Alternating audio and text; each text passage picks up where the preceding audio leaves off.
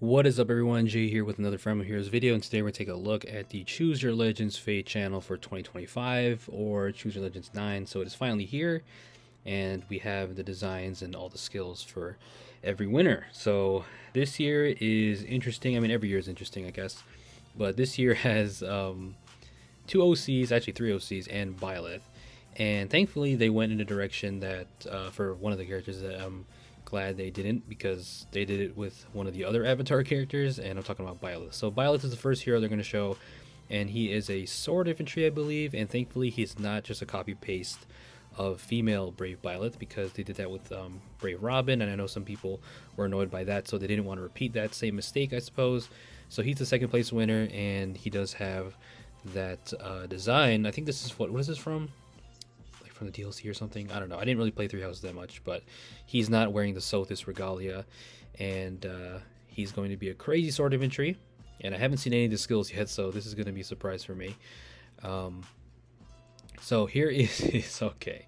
Time for the essay. Professor's Guidance is his PRFA skill. The start of turn, start enemy phase, except in summary duels, if units within 3 space of an ally grants Professor's Guidance, which is a new status, no follow-up to unit and allies within 3 spaces for 1 turn, and also for unit and allies within 3 spaces of unit. If their special cooldown count is a max, they grant, so basically times pulse to them, so that's really good. And then if they're within 3 spaces of an ally, grants +9 to all their stats, deals +7 true damage. True damage is pretty much needed nowadays against all the flat damage reduction. This excludes AoEs, and it also has flat damage reduction by the foe's attacks by 7, excluding AoEs, and also has the DR halving, which we've seen before. And then you also have Potent, or yeah, the Potent effect, right? Or the Frozen, whatever, the thing that makes it decrease the speed difference necessary to make a full attack by 10. Yeah, Potent Follow. Professor's Guidance, while units lives, units gets 2 times XP after combat. Wow. After using after using assist skill. Okay. I thought it would be a combat kind of thing. I mean, this is going to help obviously for getting skills, but it's just SP. Actually, no, it's not finished yet. Grants +5 to unit. Never mind. I was going to say there's no way they would only just make it an SP skill or effect. Grants +5 to all stats to unit during combat. Also has the DR piercing of yeah, so you basically have Deadeye built in. And then also for any effect that can be triggered only once per combat by units equipped special, can be triggered up to twice per combat. Wait, hold on. +5 to all stats unit during combat. Any reduced damage by expect can be triggered once. Can be triggered up to twice per combat. Okay, so you can trigger skills like that. So it's kind of like, because the only ones I'm thinking of right now is like save skills, where you can only trigger, Armored Beacon once per combat. With those, you can trigger them twice. So Byleth can do that, and also grant special cooldown count -1 after combat. So that's a cool, kind of effect right here. They're highlighting these. Their Faye is, I guess, reading these out. So that's cool. I kind of like how they made the double XP or SP thing, because that's going to help, obviously, for learning the skills. And Byleth being a professor, leading the charge, I suppose, giving people more. Actually, not even people, it's just him. I think, right? SP. Yeah, or after using assist skill, which is interesting. So here is the new B skill, Null Sea of Void. So this is, Null Counter Disrupt 4 is very outdated, so they made a new one. If a skill compares to, you have Phantom Speed built in, and you also have 80% DR reduction or damage reduction from AoE. So just like what Goto does, Nagi does, Byleth can also do the same, so he's going to be a really good Omni tank. And also, of course, counterattack against everything. Inflicts attack speed -4 on the foe, deals true damage, difference between speed stats +5, maximum 15. Okay, so you have flat damage output. And then unit, if you're faster than the foe, you treat speed difference as 0, and then you also reduce damage from the foe's attack by 20% of your speed. So this skill is going to be perfect for those Omni tanks that want to be fast, and many of the Omni tanks are fast. So that's a really good skill, way big of an upgrade compared to Null Counter Disrupt 4. And of course there is Null Sea Echo, of course, but if you can't use that, you want to use another X skill, you can use this. So here he is taking on New Year Hadron. AoE, she's an AoE queen, and he just takes nothing from that. And then here's his weapon, Sublime Creator, -1 cooldown, distant counter built in, of course, for allies within 3 rows, 3 columns center on unit, +5 to other stats, penalty neutralization, and when an ally deals damage to the foe, restores 7 HP to ally during combat. Okay, so just 7 HP healing, pretty much. If unit is within 3 spaces of an ally, grants bonus to all their stats equal to the number of allies within 3 rows, 3 columns centered on unit, times 3 + 5. Maximum 14, neutralizes penalties on unit. So same deal up here, but that was for your allies. So yeah, so similar deal here. Neutralizing penalties deals X times 5 damage, excluding AoEs, reduces damage from foes attacks by X times 3, reduces damage from the foes attacks by additional X times 3. So it's like Excel skill on crack. When foes attack, trigger foe special, excluding AoEs, X equals number of bonus effects active on unit and foe, excluding stat bonuses, maximum 5. And then when unit deals damage to foe, restores 7 HP to unit during combat. So that is a mouthful, but basically you have tons of damage output, damage reduction, support for your teammates. You have this encounter built in. You can counterattack against everything. So he's kind of like a, I suppose, like a supportive, more bulky version of Brave Felix. Well, Brave Felix is different, but I'm just saying that because Brave Felix also had this encounter in his weapon. Brave Felix obviously is more of an initiator. And then he comes with a new style effect. So style, Sublime Heaven style. Unit can attack foes from 3 spaces away. You cannot attack adjacent foes. So he is going to have basically a throwing sword, like a hand axe or a tomahawk from the main games. Grant special cooldown count -1 to unit, except even farther because you can do 3 spaces. -1 cooldown count to unit before unit's first attack during combat. So he's going to trigger Gust very easily. If unit, okay, so if foe uses Dragon or Beast damage and unit special triggers deals damage. I can't talk, guys. Sorry, 20% of units attack. Okay, so, you know, Ruptured Sky basically in here a little bit. Then you have Bulwark, cannot move through spaces within 3 spaces of foe that trigger the Bulwark effect. Or actually, this is, yeah, so if the foe has Bulwark, you can't move within 3 spaces. Unit suffers a counterattack if any of the following conditions are met. Okay, so we've seen that before. If foe's armor with range equals 1, or foe can counterattack regardless of unit's range. After combat, movement effects do not occur. Skills effect range is treated as 1. Once used, the style cannot be used for 2 turns. So there's a bit of restriction, obviously, because this is very powerful. A melee unit attacking from 3 spaces is kind of crazy. And with the damage output he has, he can just go to town, and you're not safe. We have Lin Ring for ranged units, and this is kind of like Lin Ring kind of for melee, but obviously it's for Byleth only. So that is the Sublime Heaven style. Killing, what is this? What Askerald is this again? New Year's Asker, I think. I forget. But there he is taking out the bull, and now we move on to Baldr. Alright, so here is the goddess Baldr. Her art is cute. I mean, Baldr's a cute character and all. She's not my favorite or anything, but she's wielding a gun just like her sister. And I think that's what her outfit is based on, because I was curious what they were going to do. But, you know, usually for Brave winners and CYL winners, they usually do something familial. So Baldr's doing the same. And she is going to be a ranged unit this time, unlike her mythic that just was released that is very, very good as a sword flyer. She's going to be a blue bow flyer, I believe, which is a pretty rare class type. There isn't that many blue bow flyers, honestly. So that's going to be kind of cool. So here she is. Baldr overwhelms and obliterates foes, of course. She's going to be an amazing offensive unit as expected. Heaven's Stead is going to be her A skill. Enables Canto remaining minimum 1. At start of turn, if unit is within 2 space of an ally, inflicts triangle depth and exposure on closest foes and foes in the 2 space of those foes through the next actions. Okay, triangle depth is giving that to opponents. It's actually something I'm kind of surprised they haven't done before, because this will pretty much cripple them in a way, because they'll be worse against the color they're weak to, obviously. And this can obviously backfire on your end, but you know, if they have like a bunch of red units and Baldr can't kill them for some reason, then triangle dip will help even more. So that's kind of cool. And then if unit initiates combat in the 2 spaces of an ally, grants +9 to unit. All their stats, deals +7 true damage. So just like what Byleth had, flat damage reduction by 7. It feels like I'm just repeating the same things over and over, honestly. Damage reduction on the brave hits. You know, follow up, and then exposure if it's active on the foe, or if unit has weapon triangle advantage, you have the brave effect. Okay, so that's really strong. Brave effect has been strong across FEH history, so she can just kill things before they can even respond. And here she is going to be taking out Marnie. Obviously, this Marnie is not optimally built, but still, I mean, with how fast and how strong units are, even if it was built, I wouldn't be surprised if this Baldr would take her out. So Truth Seeker is her weapon. And this is going to give her a lot of stuff. -1 cooldown, effectiveness against flying foes, and then also neutralizes the effectiveness against flying bonuses, just like your mythic version. At start of turn, if unit is within 2 space of an ally, grants the ability to move 1 extra space. Okay, so she has not only the range, but also 1 extra space movement as a flyer, range flyer. That's crazy. At start of player phase or enemy phase, if unit is within 2 space of an ally, grants damage reduction, piercing, or halving, special charge +1 per attack, and then also gives that to unit and allies within 2 spaces for 1 turn.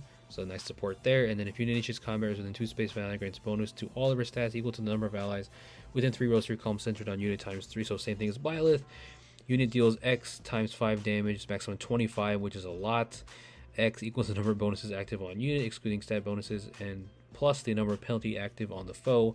Reduces damage from the foe's attack by Y. Reduces damage from the foe's specials by an additional Y. And if unit has weapon triangle disadvantage, Y equals 20% of unit speed. Otherwise, Y equals 50% of unit speed. So if you have the advantage, then your damage reduction is even going to be more by 50% of your speed, which is a lot. Usually when they have flat percentage damage reduction, it's by 20. In this case, it's 50, so she can be really, really bulky. And then you also have Null Guard as well. And then she comes with Speed Taker and Deadly Miasma as her B and C. Pretty straightforward, offensive unit, flyer, but she also has support. That's what they do usually with these units nowadays, is not only make them offensively threatening, but also have some kind of support for their team, and she does that. So, oh wait, they have another style. Okay, Weapon Triangle green style. When determining weapon, okay, what is this? When determining weapon triangle counts unit as green, does not affect skills that trigger based on attributes such as if combat against a green foe. Okay, so like it doesn't affect feud skills. This style can only be used once per turn. Wow, that is actually cheese.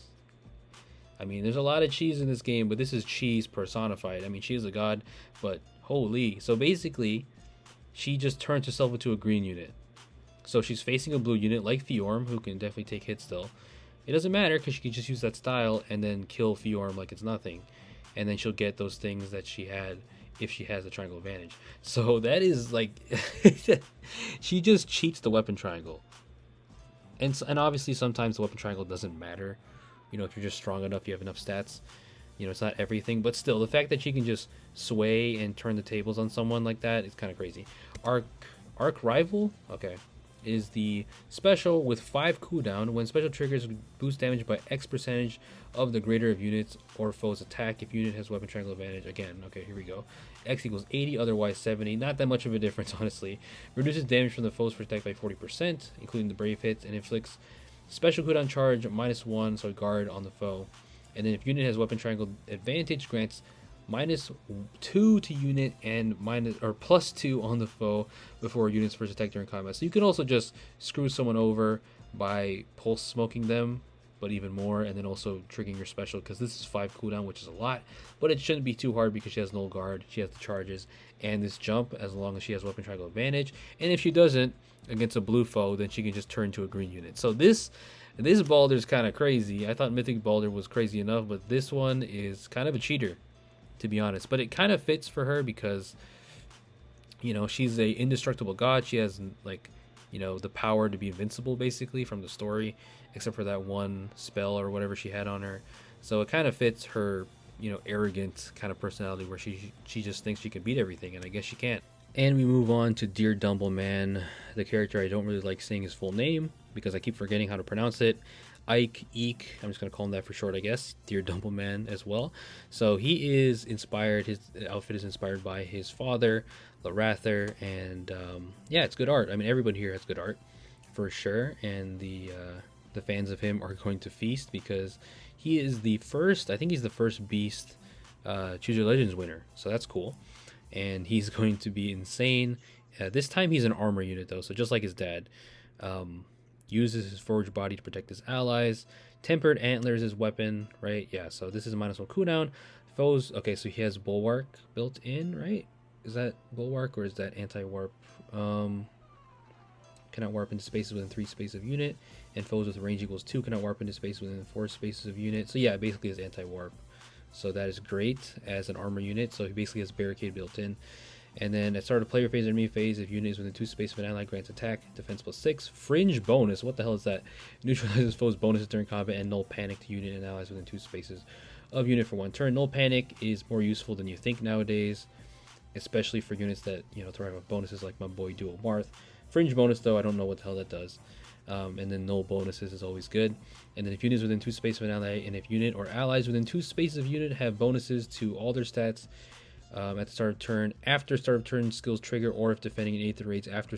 Jeez, man, these sentences are crazy. After start of turn skills trigger, at the start of turn 1 of enemy phase grants an additional +3. Okay, so he did this before with his mythic version, giving an extra +3 to those stats.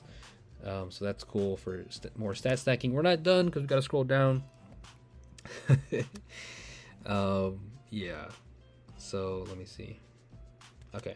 If unit is within 3 spaces of an ally, grants bonus to everything except speed, 20% of unit's defense at start of combat +5. Unit deals X damage, excluding AoEs, reduces damage from the foe's attack by 50% of X, excluding AoEs, and then reduces damage from foes' specials by an additional 50% of X during combat. X equals the highest total bonuses among unit and allies within 3 spaces of unit. So that's why Null Panic is useful, because the more bonuses are active and not crippled and not negated and not panicked, you can get more out of his weapon here, just like Marth works in his various alts. So kind of similar, and he's a good teammate with Marth as well for the bonus doubler support, except he doesn't give bonus doubler here. He gives fringe bonus, which I guess is like bonus doubler now that I'm looking at it. But let's read this first. The start of turn, if you okay, so this is the distant counter and attack +2 for the beast armors, and then fringe bonus. What is this? Grants bonus to all their stats during combat equal to the highest bonus on each stat between unit and allies within 2 spaces of unit for 1 turn. Okay, so it's like, yeah, so it's like bonus doubler, but it also keeps in account your allies, which is going to help you even more because you can get even more stats and help your weapon work better. So that's cool. Fringe bonus is nice, definitely an upgrade, I suppose. And then he comes with attack, defense, Briar, P save. What the hell, P save? Okay. Oh, this works against what? I can't. Sorry guys, I can't hear what Faye is saying because I don't want to have her audio with the music in the background. But let's see. If sword, lance, axe, boat. Okay, so this is basically against everything. Yeah, because they're showing him saving against everything. Okay, all right. If foe uses sword, lance, axe, bow, dagger, or beast damage. Wait, but what about dragon? I guess dragons don't. Dragons ignore this.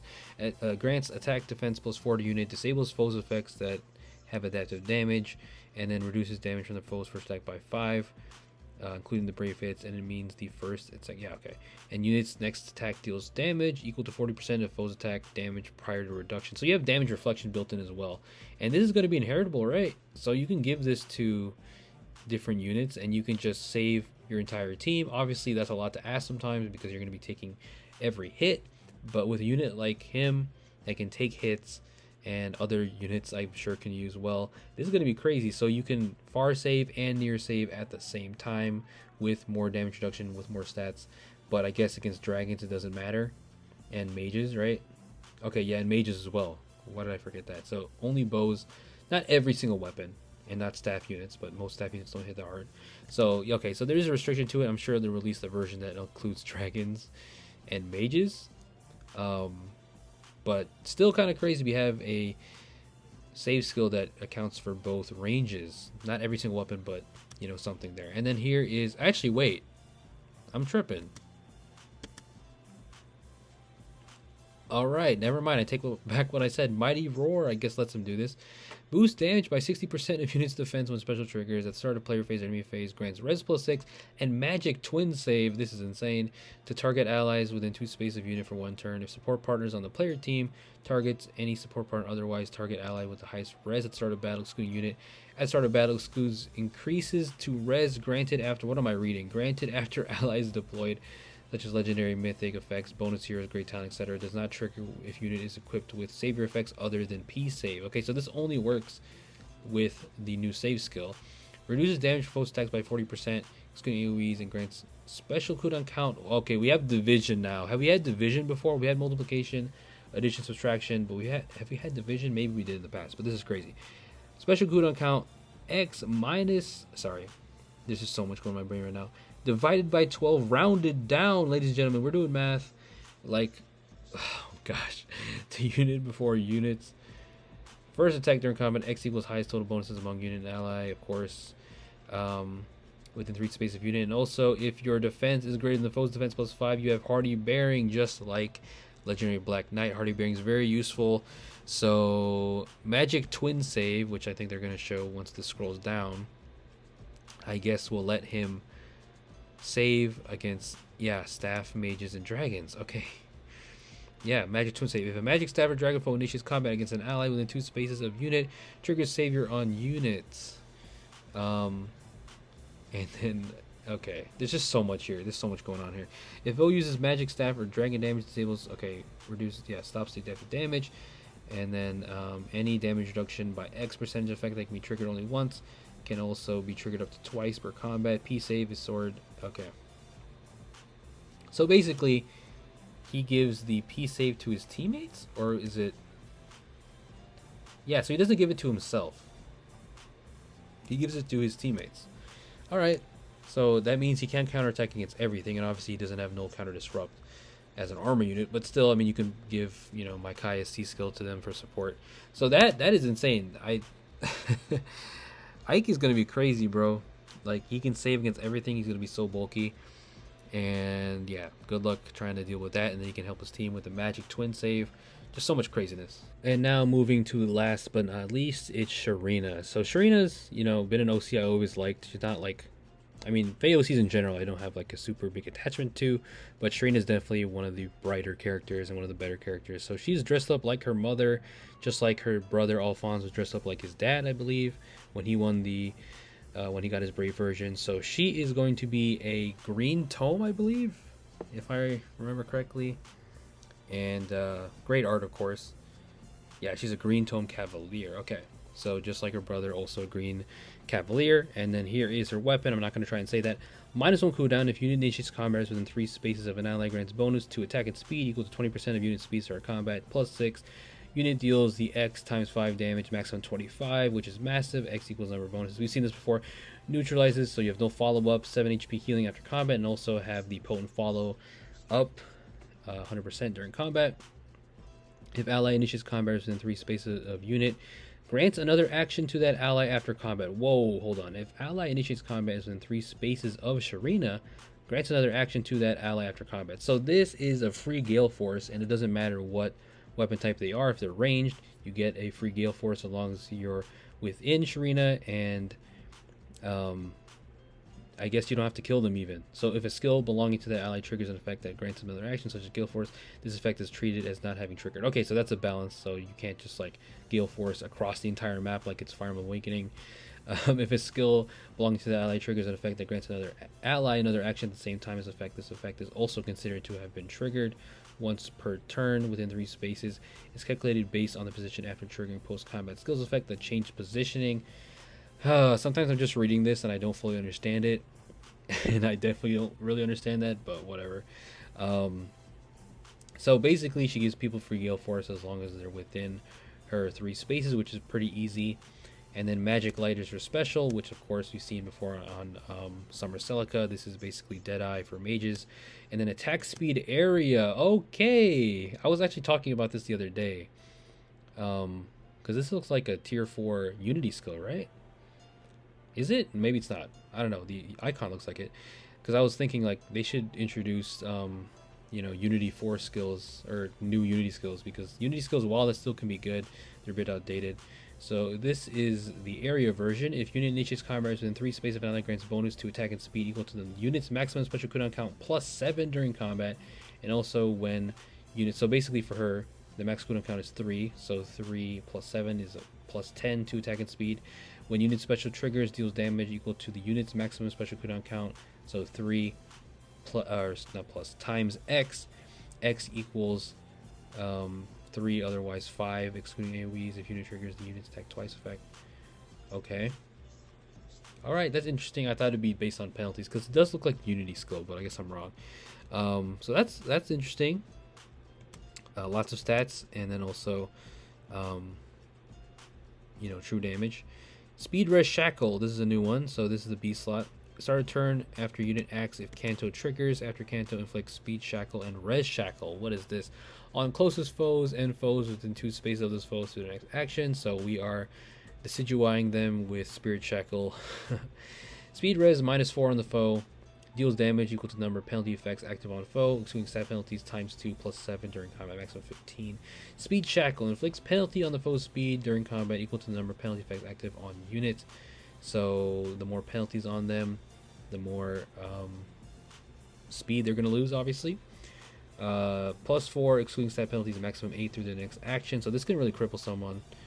Res Shackle, same deal for the res. So this is interesting.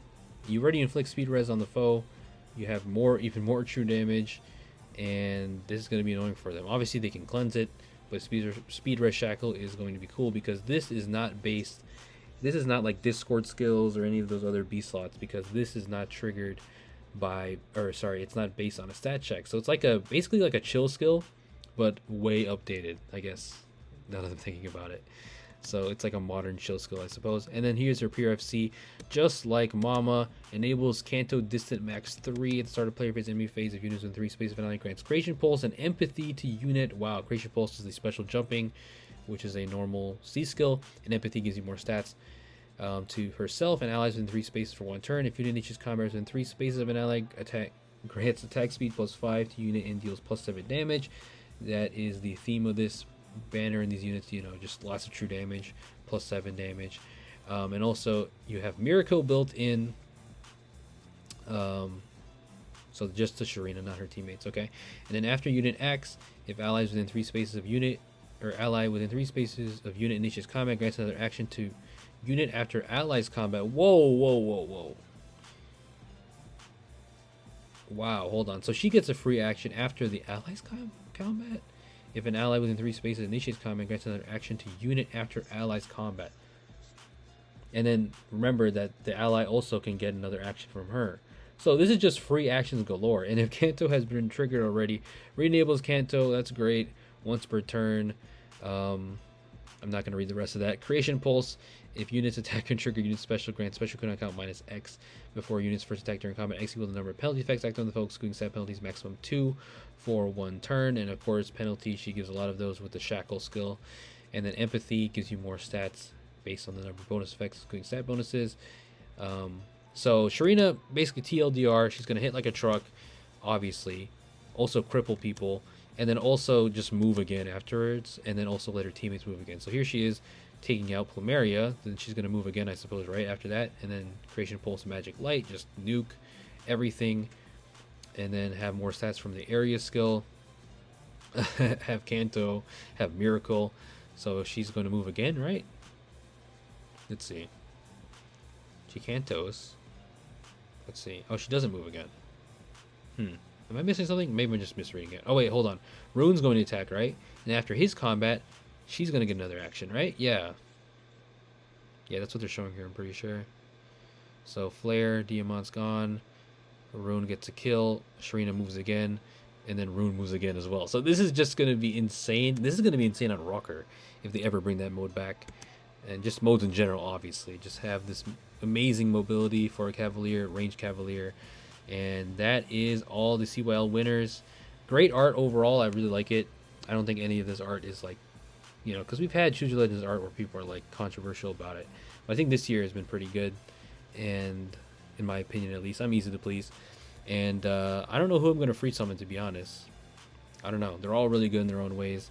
You can spark, of course, up to 4 times like they usually do for Brave Heroes. And then here's the surprise, honestly. The most surprising part is that we're getting Bruno.